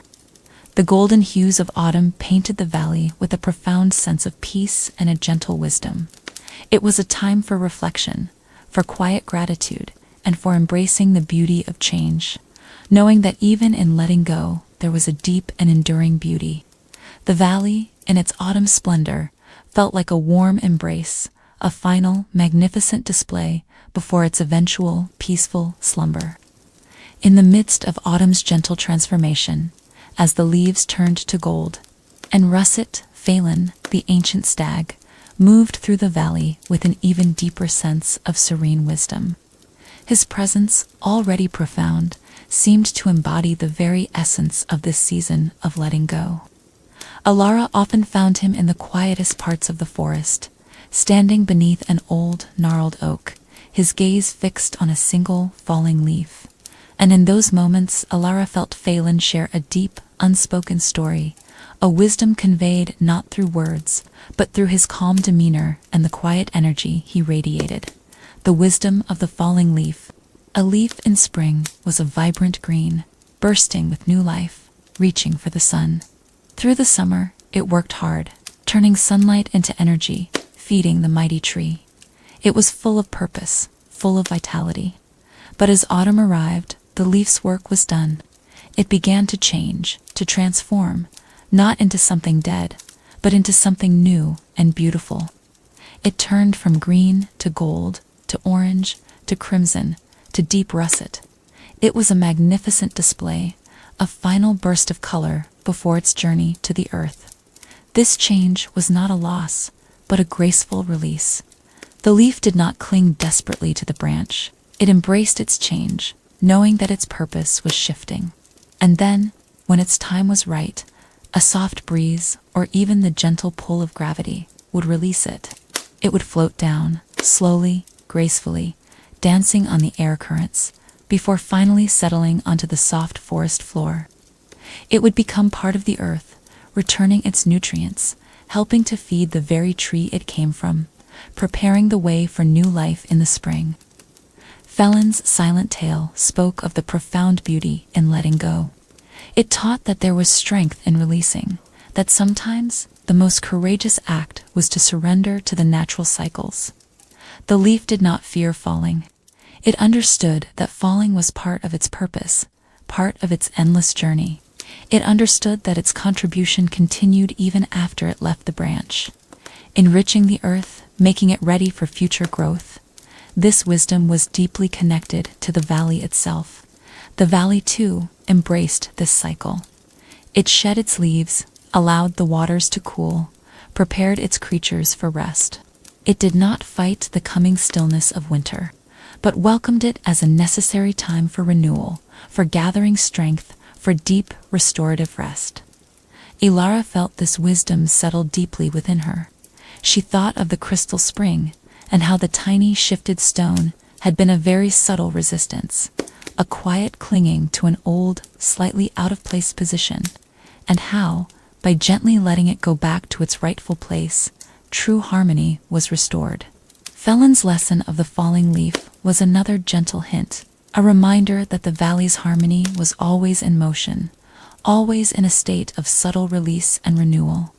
The air around Faelan seemed to deepen with a profound, calming stillness. The golden light of the setting sun filtered through the autumn leaves, painted his ancient form with a warm glow.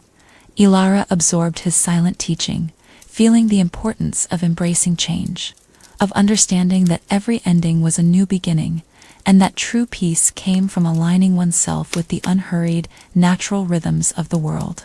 The falling leaf was not just a symbol of beauty.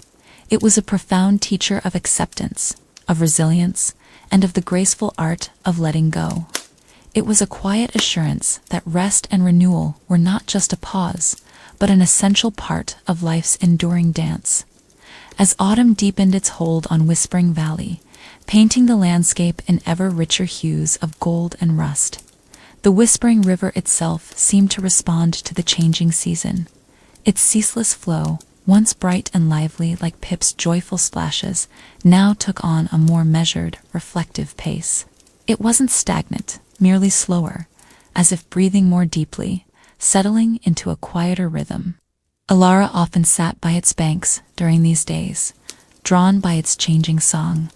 The water remained incredibly clear, so clear that she could still see every smooth stone on its bed, every piece of swaying river grass. But the sunlight, though still golden, reached its surface at a lower angle, giving the water a deeper, more contemplative shimmer. The coolness that rose from its surface was more pronounced now, carrying the crisp scent of autumn. The sounds of the river changed too. The playful gurgle of summer gave way to a softer, more continuous murmur. It was a gentle, rhythmic hum, like a deep, quiet breath being taken and released. The splashes from Pip's dives became less frequent, as he too seemed to sense the river's changing temperament. He still played, of course, chasing leaves that floated downstream, but his energy was now more contained, his movements a little more deliberate, as if he were learning to flow with the river's new, tranquil rhythm. Elara observed the river's surface. Leaves, vibrant with autumn colors, brilliant reds, deep golds, warm browns, floated gently by, caught by the slow current. They danced for a moment on the water, then drifted onward, carried by the unhurried flow. A beautiful procession of nature's quiet release. It was a visual representation of Faelan's lesson of the falling leaf, played out on the river's surface. The river was a living example of patience. It did not rush the season. It did not try to hold onto the warmth or the speed of summer. It simply accepted the change, allowing its flow to adjust to the cooling air, the shorter days, the softening light. It taught Elara about the beauty of adaptation, of gracefully moving with the natural world rather than fighting against its inevitable cycles. She would often dip her hand into the water. It was cooler now, refreshing and invigorating, but still incredibly soft. She felt the gentle pull of the current against her fingers, a subtle reminder of its ceaseless journey, even in its slowed pace. The river was preparing for the deep quiet of winter, when its surface might freeze into a still, crystal mirror, holding all its life in suspended animation until the warmth of spring returned. This slowing of the river's song was not a sad sound. It was a peaceful one, a comforting lullaby. It spoke of deep rest, of the necessary turning inward that prepares for renewal. It was a quiet promise that after the deep sleep, life would burst forth again, just as the river would swell and quicken with the melt of spring snows. As the sun dipped lower, casting long purple shadows across the water, the river seemed to shimmer with a deeper, more profound sense of peace. Its quiet, steady murmur filled the air, becoming a gentle backdrop to the sounds of the valley settling into its evening stillness. Elara felt a deep sense of connection to the river's wisdom, its graceful acceptance of change, its patient preparation for rest. The river's slowing song was a beautiful reminder that there was deep peace to be found in every season, and profound harmony in embracing the natural rhythms of life. It was a comforting whisper, inviting all of Whispering Valley to prepare for its own long, peaceful slumber. As the days of autumn grew shorter, and the air held a distinct crispness, Elara spent her afternoons in the hidden meadows and along the edges of the forest, engaged in a quiet, important task, the gentle gathering of seeds. This was a cherished ritual, a profound connection to the valley's cycle of life, a promise of future growth woven into the very fabric of the present.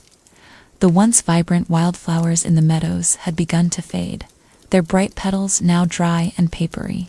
But in their place, small seed heads had formed, brimming with the promise of new life. Elara moved slowly, her movements unhurried and deliberate, her eyes scanning the ground with patient attention. She carried a small woven basket, carefully crafted from river reeds, which she held gently in her arm. She would gently brush her fingers over a dried flower head, feeling the tiny seeds release into her palm. Each seed was impossibly small, yet held within it the blueprint for an entire new plant, a complete life waiting to unfold. She gathered the slender, dark seeds from the tall grasses, their tips now brown and brittle. She collected the small, rounded seeds from the wild clover and the tiny, almost invisible seeds from the delicate forget-me-nots. In the forest, she sought out the larger seeds, the smooth, glossy acorns that had fallen from the ancient oaks, the winged seeds of the maples that spun like tiny dancers in the autumn breeze. Each one was a miniature marvel, a testament to nature's incredible design. She felt the cool, rough texture of the acorns, the delicate lightness of the winged maple seeds. This wasn't just a practical task, it was a meditative one. As she gathered the seeds, Elara thought about the journey each one would take. It would rest through the cold, quiet months of winter, protected by the earth. Then, in the warmth of spring, it would awaken, slowly unfurling its tiny root and sprout, pushing its way towards the light. It was a powerful reminder of endurance, of resilience, and of the continuous promise of life. The air around her was filled with the subtle scent of dry leaves and rich, damp earth. The sun, lower in the sky, cast long, soft shadows, making the act of gathering feel even more peaceful and reflective. The only sounds were the gentle rustle of the dry plants as she moved, the soft click of seeds falling into her basket, and the distant, unhurried murmur of the river. Elara knew that not every seed she gathered would grow. Some would be eaten by small creatures, some would be carried away by the wind, some would simply not find the right conditions. But enough would remain, enough would take root, to ensure that the meadows would burst forth in color again, and new trees would slowly, patiently begin their long climb towards the sky. The act of gathering seeds was her way of participating in the valley's ongoing story, a gentle contribution to its endless cycle of renewal. She was not taking from the valley, but helping to ensure its continuity, its vibrant future. Each seed held a silent promise, a whisper of life yet to come. As her basket slowly filled, a feeling of deep satisfaction settled within Elara. It was a quiet joy, knowing that she was holding the future of the valley in her hands, carefully, respectfully. This simple act of gathering seeds was a profound lesson in patience, in trust, and in the quiet, unwavering promise of new beginnings hidden within every ending. It was a beautiful reminder that even in preparation for rest, the valley was always quietly preparing for life. The sun began its final descent, painting the sky with soft, muted colors. As Elara returned to her home, her basket a gentle promise of springs yet to come. The days were now noticeably shorter, and the coolness in the air held a definite hint of the approaching winter. The autumn colors in Whispering Valley had deepened to their richest hues, a final, magnificent display before the leaves would fully surrender to the earth. Elara felt a quiet shift in the valley's energy. It was moving towards its deep, restorative slumber, and with that came a profound sense of turning inward, of quiet preparation. Elara had felt the subtle dissonance in the crystal spring for weeks, that tiny, almost imperceptible off-note in its clear song. She had contemplated Faelan's wisdom of the patient stone and Pip's keen eye for the unseen. She had spent countless hours by the spring, simply observing, waiting for the valley to reveal its quiet secrets in its own unhurried time. And now, with the gentle nudge from Pip a few days earlier, and the deepening quiet of the season, Elara knew it was time to understand the spring's secret fully. It was not a secret of urgency, but a secret of ancient memory, a subtle shift in something very old. She walked towards the spring in the late afternoon, the golden autumn light filtering through the trees, casting long, soft shadows. The air was cool and crisp, carrying the scent of damp earth and drying leaves. The spring itself glowed with a deep, clear light, its surface still shimmering. But that tiny, almost inaudible tremor, that slight unevenness in its flow, was still there, a soft, persistent whisper. Elara knelt by the spring, letting her hand rest gently on the cool, moss-covered stones at its edge. She closed her eyes, breathing deeply, letting herself become fully present, fully attuned to the subtle energies of the place. She felt the ancient pulse of the earth beneath her, the cool, pure energy radiating from the spring itself. When she opened her eyes, she focused her gaze intently on the very point where the water emerged from the earth. She looked closely at the cluster of rocks that formed the spring's basin, their surfaces softened by centuries of water flow and moss growth. She remembered Pip's gentle nudge, his bright eyes directing her, and then she saw it. It was so small, so unassuming, that it had blended almost perfectly with the surrounding earth and moss.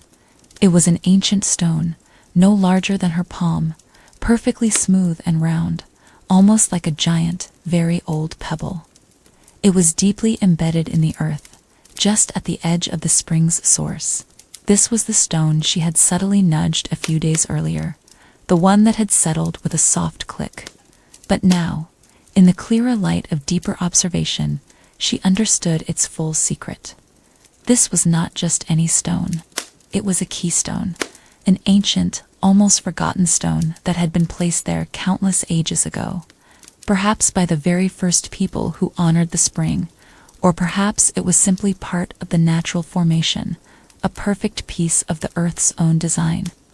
Over the long, slow march of time, it had shifted, not completely out of place, but just slightly, a mere hair's breadth. This tiny, almost invisible shift was enough to cause that whisper of dissonance, that almost imperceptible off-note in the spring's pure song. It wasn't a flaw or a brokenness. It was a gentle settling, an ancient memory, a subtle seeking of its perfect original alignment. The stone was old, so old it seemed to hum with the deep wisdom of the earth.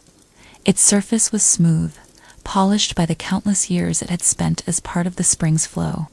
Elara felt a deep sense of understanding. The valley wasn't asking for a repair, but a gentle reminder, a loving hand to help an ancient element return to its rightful place. The problem was not a problem at all, but a beautiful, quiet message, inviting deeper observation, deeper connection. It was a profound lesson in the significance of the smallest details, and how even the most ancient and seemingly unmoving parts of the world could be gently nudged back into perfect harmony. The sun continued to lower, casting a warm golden glow on the clear water of the spring. The air was still and quiet, filled only with the soft, gentle murmur of the water and the rustle of the autumn leaves.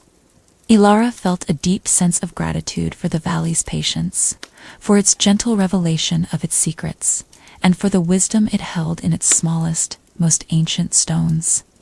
The forgotten stone had finally unveiled its quiet secret, a silent request for a simple act of love and realignment. With the secret of the shifted keystone at the crystal spring unveiled, Elara felt a quiet, clear purpose settle within her. It was not a task that required strength or hurried action, but one that called for immense gentleness, deep patience, and an overflowing measure of love. The sun, now lower in the sky, cast long, soft shadows over the spring, creating an atmosphere of profound tranquility. The air was cool and crisp, carrying the scent of damp earth and the subtle perfume of autumn leaves. Elara knelt by the spring, her hands resting gently on the cool moss-covered stones that cradled its pure water. She took a slow, deep breath, feeling her connection to the earth beneath her, to the clear water before her, and to the ancient energy that flowed through Whispering Valley. She closed her eyes for a moment, gathering her thoughts, allowing her heart to fill with a quiet intention, to restore the spring's perfect harmony. She opened her eyes and looked at the small, ancient keystone, partially hidden by moss and a few slender ferns. Exactly where the water emerged from the earth, it was so unassuming, yet so vital. Its surface was smooth and cool, a testament to countless years of water flowing over it. With utmost care, with a touch as light as a butterfly's wing, Elara placed the tips of her fingers on the edge of the stone. She did not push, not with force, but with a gentle, steady pressure, a quiet nudge of pure intention. She felt the slight resistance of the stone, the soft embrace of the earth holding it. She breathed out slowly, willing any tension from her body, allowing her focus to be entirely on the stone, on the gentle realignment. Slowly, imperceptibly at first, the stone began to yield. It was a tiny movement, a hair's breadth of a shift. Elara felt it. She continued to apply that gentle, unwavering pressure, guiding the stone back into its perfect, original place. There was no sound, no struggle, just a quiet, almost silent, settling. A soft, almost unheard click, as the ancient keystone found its perfect resting spot once more. And in that very instant, the valley seemed to take a deep, contented breath. The subtle dissonance that had lingered in the spring's song, that faint off-key note, simply vanished. The water of the crystal spring, already so clear, now seemed to shimmer with an even brighter, purer light. Its surface became perfectly still, like a flawless mirror, reflecting the soft, golden light of the setting sun. The tiny plink-plink of the water droplets, which had always been gentle, now fell with an utterly perfect, harmonious rhythm, a clear, sweet melody. A wave of deep peace washed over Elara. It was not a feeling of triumph, but of profound contentment, of quiet gratitude. She had simply listened, simply observed, and with a gentle act of love, helped the valley return to its purest, most ancient balance. The restoration was not hers to claim, but a natural unfolding, guided by her quiet care. She sat by the spring for a long time, simply absorbing the renewed harmony. The air felt clearer, more vibrant, filled with the fresh, clean scent of perfectly balanced water. The colors of the autumn leaves seemed to deepen around the spring, glowing with a new, subtle warmth. the sounds of the forest, which had been so close and distinct, now blended into a continuous, soothing hum, a vast, comforting symphony. It was a profound lesson in the power of gentle action, of simple, heartfelt care. The smallest acts, performed with love and patience, could bring about the most profound changes. The valley, her beloved home, now breathed with a deeper, more complete sense of peace, its ancient heart beating in perfect, undisturbed rhythm. The soft golden light of the setting sun painted the scene with a sacred glow, a beautiful testament to the quiet, powerful magic of restoration, a silent act of love that healed the heart of Whispering Valley. As the ancient keystone settled back into its perfect place within the crystal spring, a quiet, palpable wave of renewed peace seemed to ripple outward, embracing the entirety of Whispering Valley. It wasn't a sudden, dramatic change, but a deepening, a subtle refinement of the already profound tranquility that defined this sacred place. The valley took a collective deep breath and released it in a long, soft sigh of content. Elara felt it immediately, deep within her own being. The air, which had always been pure, now felt crisper, imbued with a newfound clarity that invigorated her every breath. The light, even as the sun began its gentle descent, seemed to shimmer with a purer, softer gold, painting the autumn leaves with an enhanced brilliance. Every sound, from the rustle of a single leaf to the distant murmur of the river, seemed to resonate with a perfect, harmonious pitch. The ancient trees, standing tall and silent, seemed to hum with an even deeper wisdom, their roots holding the earth with a renewed, gentle strength. Their branches, adorned in their magnificent autumn hues, swayed with a subtle grace that spoke of profound contentment. The rich, earthy scent of their bark and leaves mingled with the clean, fresh aroma of the now perfectly balanced spring, filling the air with a comforting perfume. The Whispering River, fed by the now perfectly flowing crystal spring, seemed to glide with an enhanced serenity. Its surface, a liquid mirror, reflected the deepening sky with perfect clarity, and its gentle murmur carried a melody of pure, uninterrupted peace. The coolness rising from its waters felt even more refreshing, like a soft, loving caress from the valley itself. The hidden meadows, though preparing for their winter slumber, seemed to glow with a lingering warmth. The dry seed heads, ready for the earth, shimmered with the promise of countless future springs, each one holding the blueprint for vibrant life, nurtured by the valley's restored balance. Even the smallest creatures seemed to move with a quiet, renewed sense of purpose. The diligent ants scurried with a more precise rhythm. The last bees hummed a richer, deeper song as they gathered the final nectar, and the birds, preparing for their long journeys, chirped with a clearer, more harmonious melody. Faelan, the ancient stag, was often seen by the spring now, his majestic presence radiating a profound sense of well-being. He would drink deeply from the clear water, his wise eyes calm and reflective, as if acknowledging the valley's profound restoration. His movements through the forest were even more graceful, his dignity amplified by the surrounding peace. Pip, the playful river otter, though less active in the cooler air, seemed to carry an even greater effervescence in his being. His occasional dives into the river were streaks of pure joy, his small chitters bubbling with a happiness that was perfectly in tune with the valley's quiet delight. He would often bring Elara a specially chosen, perfectly smooth river stone, a silent offering of shared contentment. Elara herself felt a deep, pervasive sense of peace. It was not a fleeting emotion, but a profound state of being. Her own breathing felt deeper, calmer, her steps lighter, her senses even more attuned to the subtle beauty that surrounded her. She was not just observing the valley's gratitude, she was living it, breathing it, being entirely enveloped by it. The setting sun painted the entire valley with a final, lingering golden light, as if blessing it with a sacred glow. This profound and restored harmony was not a grand display, but a quiet, living truth felt deep within the core of every living thing in Whispering Valley. It was a testament to the power of careful listening, gentle action, and the unwavering, interconnected love that bound the entire valley in a perpetual, silent, and deeply peaceful embrace. The quiet gratitude of the valley was a warm blanket, settling over everything, promising deep and restorative peace.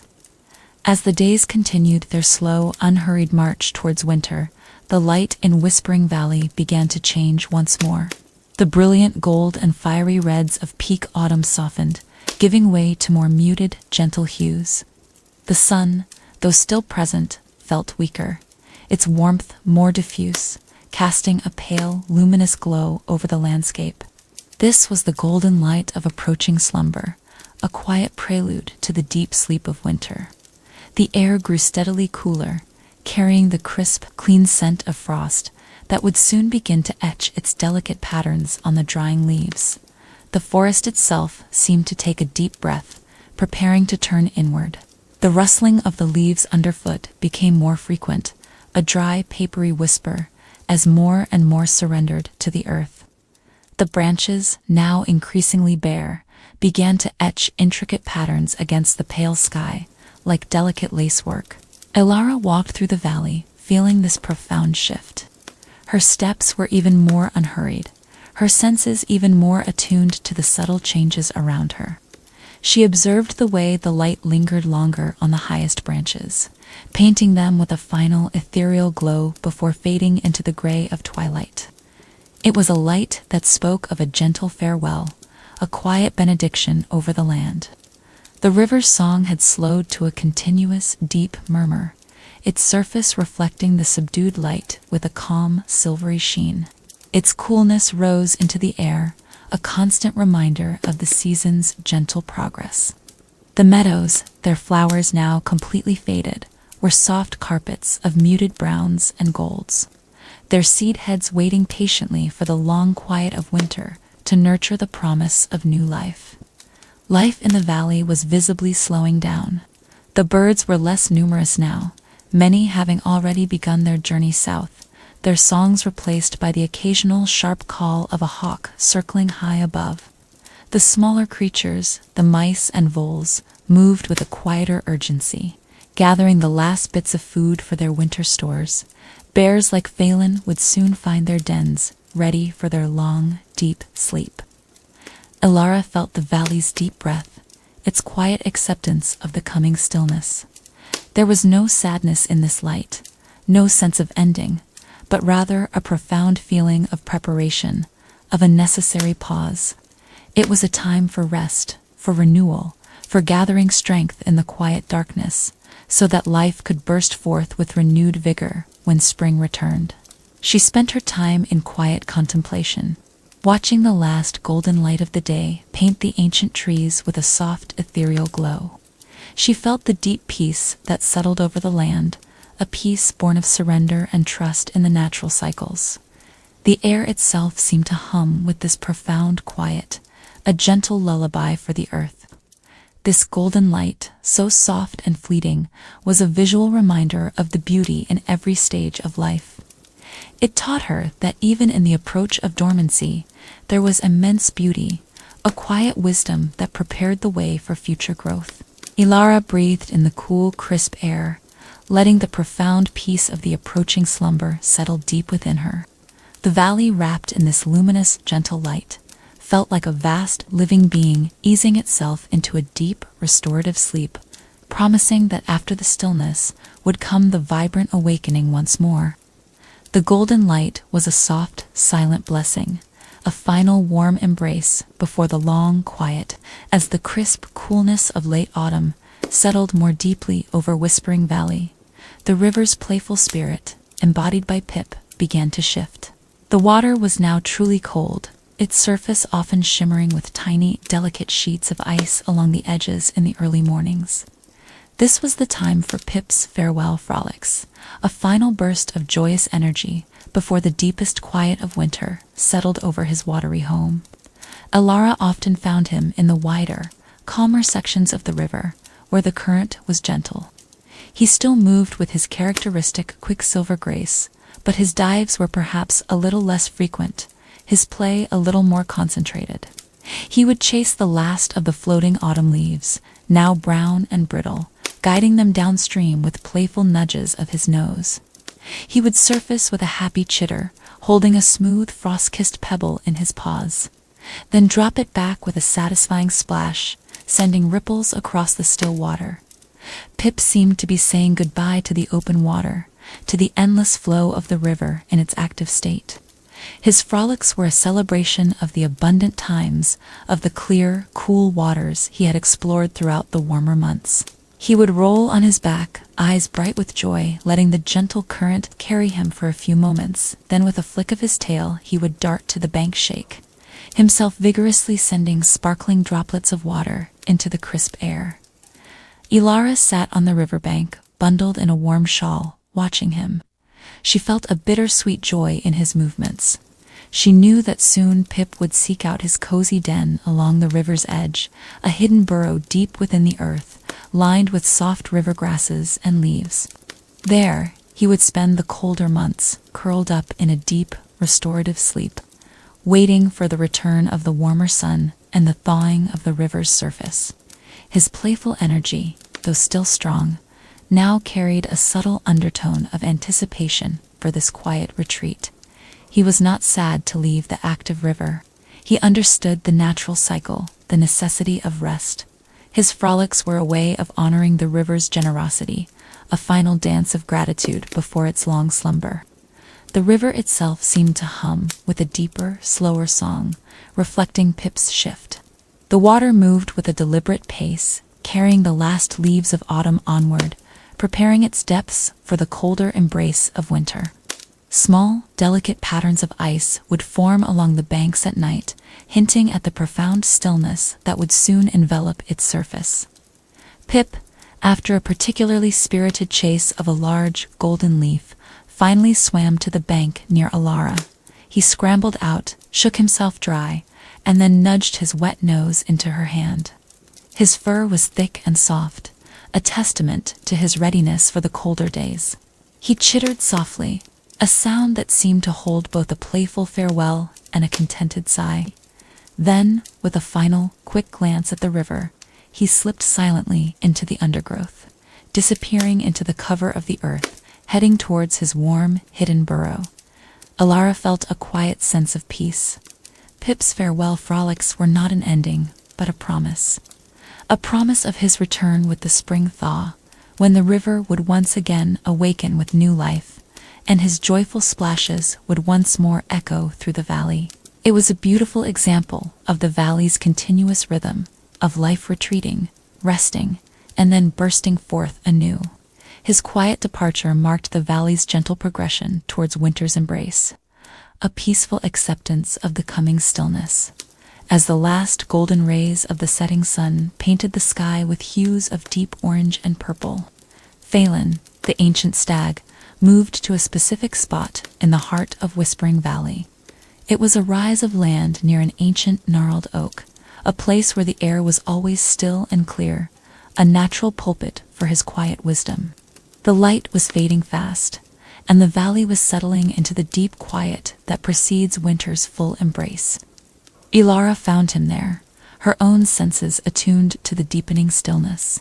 She knew this was a time for Faelan's final blessing for the season, a profound teaching that he offered through his very presence. He stood utterly motionless, his magnificent antlers silhouetted against the soft twilight sky. His deep, wise eyes seemed to hold the vastness of the approaching winter and the timeless wisdom of the valley itself. Faelan's unspoken lesson for this time of year was the profound importance of the art of resting. He did not speak with words, but his stillness, his very being, conveyed a deep truth. Resting was not merely the absence of activity. It was a vital, active process, a necessary turning inward, just as the earth rested under a blanket of snow, gathering strength and nutrients for the spring. So too did all living things need this deep quiet. Faelan's wisdom spoke of true rest. It was not about simply stopping, but about allowing oneself to fully be in the stillness. It was about releasing the need for doing, for striving, for constantly moving forward. It was about trusting the darkness, trusting the quiet, knowing that within this stillness, a powerful renewal was taking place. He conveyed that true rest was a time for replenishing the spirit, for deep dreaming, for integrating the lessons of the past seasons. The trees shed their leaves, not in defeat, but in preparation for a deeper, more profound growth when spring returned. The river slowed its song, gathering its strength in its quiet depths. The creatures sought their hidden dens, turning inward to conserve their energy. Faelan himself, a creature of majestic movement, now chose profound stillness. He would soon find his own secluded place, deep in the most ancient parts of the forest, where he would rest for the longest part of winter, his body conserved, his spirit dreaming of the greening earth. His stillness was a powerful example, a living embodiment of the art of resting. It was a lesson in humility, too. The valley did not try to keep summer's warmth or autumn's colors forever. It surrendered gracefully to the cycle, trusting that the rest would bring renewed life. It was a reminder that sometimes the most profound thing one could do was simply be, to settle into the quiet embrace of the natural world. Elara absorbed this wisdom deeply. She felt the cool, crisp air of the approaching night, the profound stillness that had settled over the land. She understood that resting was not a weakness, but a profound strength. It was a necessary pause in life's grand dance, a time for the soul to mend, to dream, to prepare for the vibrant energies of the next cycle. The last light of day faded from the sky, leaving the valley bathed in the soft, ethereal glow of the rising moon. Faelan remained still, a dark, majestic silhouette against the shimmering sky, his presence a living blessing of deep peace and quiet wisdom. His teaching was a profound invitation to embrace the coming quiet, to surrender to the art of resting, and to find complete peace in stillness and quietude. It was a timeless truth whispered by the ancient stag to the heart of the valley, a comforting promise for the long, peaceful nights ahead. As the sun dipped below the horizon for what felt like a deeper, longer sleep, Elara felt the profound quietness of late autumn settle over Whispering Valley. The air was crisp and cool, carrying the distinct scent of impending winter, a clean, sharp aroma mixed with the lingering sweetness of drying leaves and the faint, comforting smell of wood smoke from her own small chimney. This was a time for final preparations, for turning inward, for ensuring warmth and comfort for the long, quiet nights ahead. Elara returned to her cozy wooden home, its windows now glowing with the soft, inviting light of the small fire within. The single room felt even more welcoming in the deepening chill of the evening. First, she tended to the fireplace, adding carefully seasoned logs that would burn slowly, steadily, sending out a consistent warmth that would chase away the encroaching cold. The crackle and pop of the burning wood was a comforting sound, a friendly voice in the growing silence. The scent of wood smoke filled the room, a warm, earthy aroma that spoke of home and safety.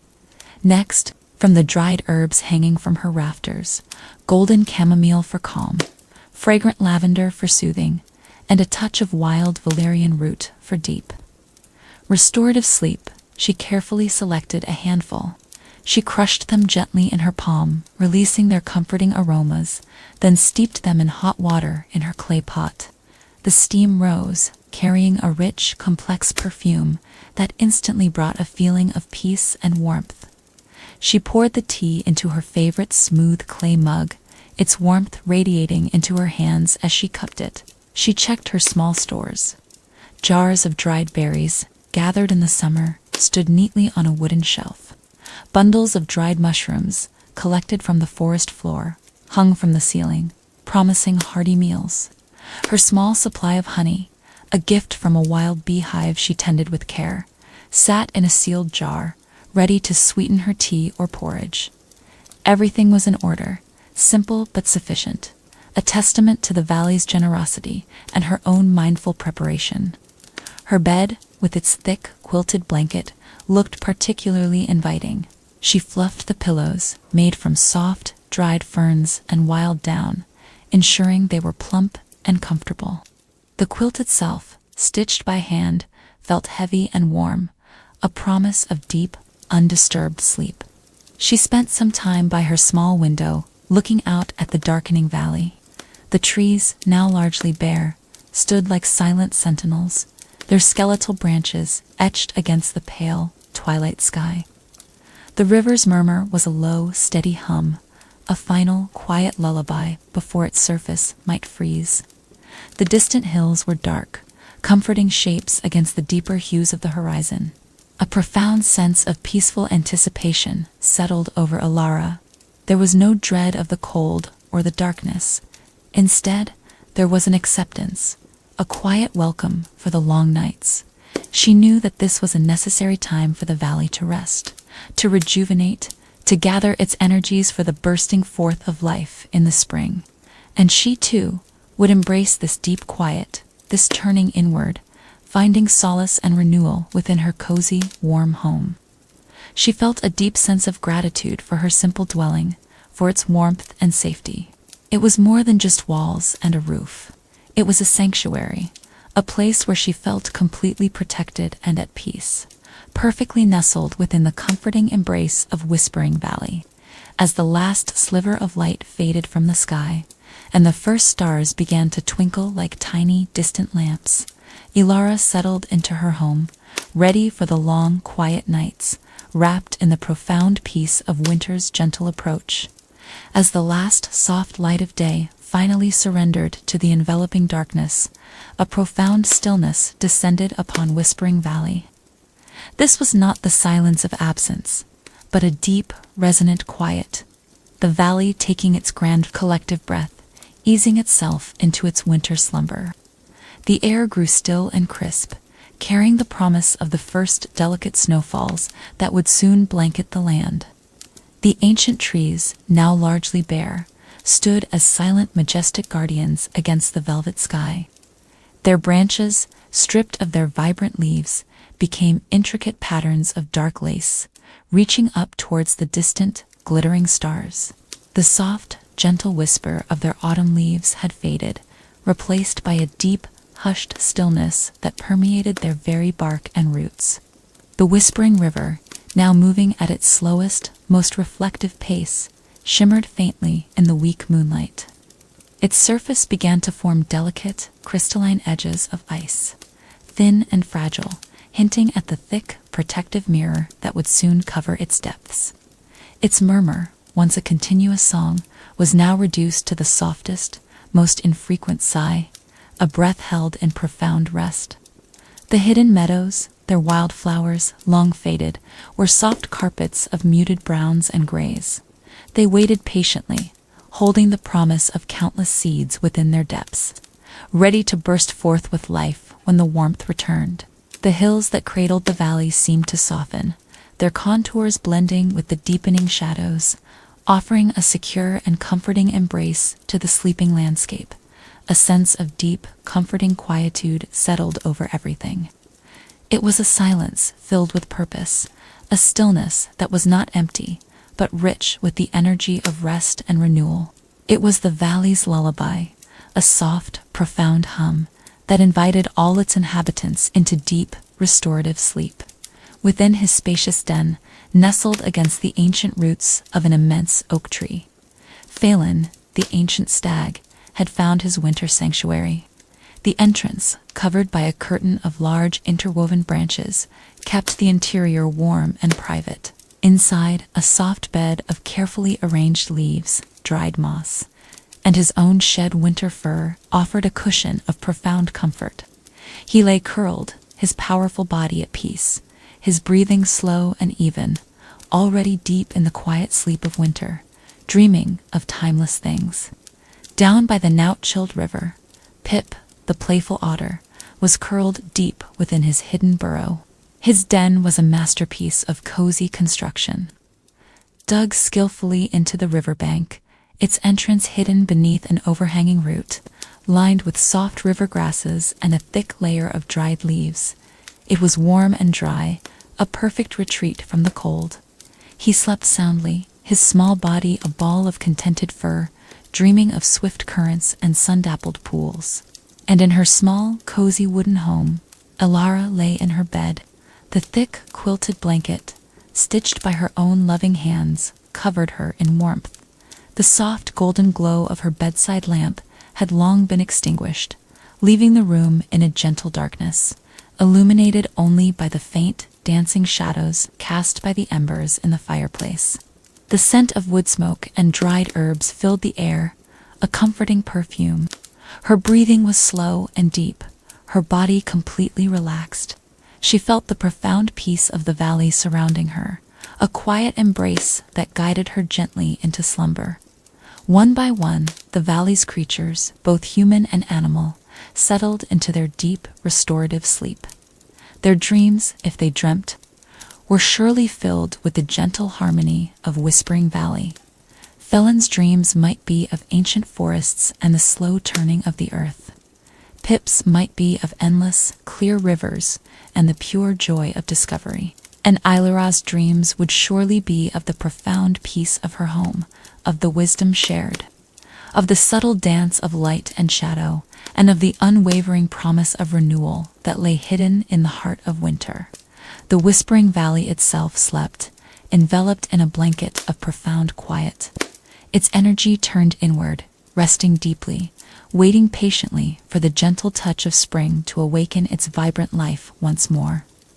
The long, peaceful nights of winter had begun, a sacred time of deep rest, ensuring that when the valley eventually stirred from its slumber, it would do so with renewed strength, pristine clarity, and boundless, gentle harmony.